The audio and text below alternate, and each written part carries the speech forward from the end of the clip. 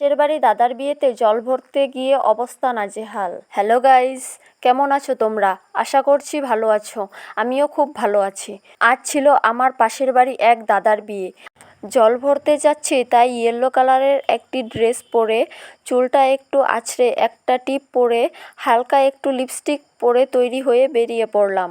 আমি তৈরি হতে হতে দেখি সবাই জল ভরতে বেরিয়ে পড়েছে।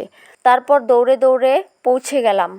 আমাদের বাড়ি থেকে নদীটা প্রায় 1.5 কিলোমিটার দূরে।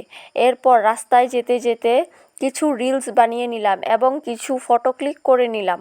দেখো, কথা বলতে বলতে পৌঁছেও গেলাম। নদীর চারদিকে এত সুন্দর সবুজ গাছপালা দেখে মন ভরে যায়, তাই ছোট একটি ভিডিও ক্লিপ নিয়ে নিলাম। এখানে নদী থেকে জল ভরে নিয়ে আসার সময় দেখতে পেল যে একটা কলসি থেকে জল পড়ছে।